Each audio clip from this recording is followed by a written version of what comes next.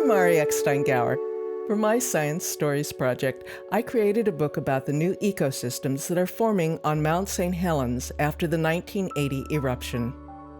My science advisor, Carri LeRoy, teaches at Evergreen College and conducts field studies about the Sitka willows that are colonizing one of the evolving riparian ecosystems on Mount St. Helens. To tell my story, I structured my book in two sections: the before, that would be the eruption, and the after, colonization of the pumice plain.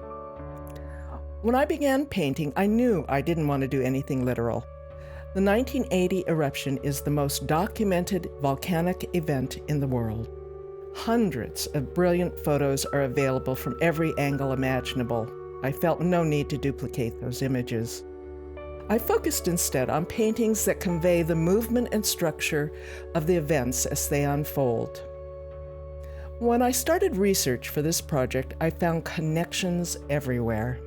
I read books about volcanoes, stream ecology, passenger pigeons, that was the other subject I considered for an artist book, the Columbia River ecology, the history of Mount St. Helens, and eyewitness accounts of the eruption. I watched documentaries, lots of documentaries, many of them about subjects only on the periphery of my topic, like Pompeii, undersea archaeology, the Amazon rainforest, and worldwide interconnected ecological systems. Because I started to see connections everywhere, I realized that, yes, my story is about the mountain and the new ecosystems forming on that scar tissue of the 1980 eruption, but the story is also about resilience, interdependence, fresh starts, and healing.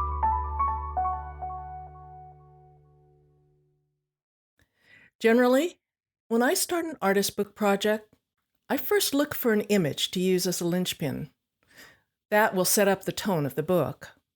My second consideration is to settle on the kinetics, how the book's structure supports the flow of the story I'm telling.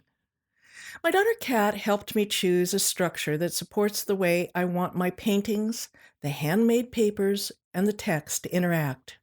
She built mock-ups for us to consider and then refined our final choices.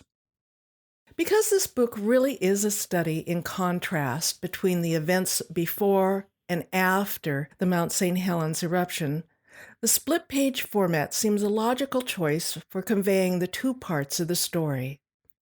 I like how they can be viewed separately or side by side. I commissioned handmade papers from my papermaker friend Marilyn Horner in California. My goal with the handmade papers was to add a tactile dimension and to bring in a sense of aliveness. My intent with the plants in the papers is to soften the way that presenting lots of data can often seem overwhelming in text. I wanted to avoid having the papers rely on just inclusions, so Marilyn suggested papermaking techniques that would convey something meaningful about each topic in the book. From the most basic level on up, I've discovered that this project is a study in connections.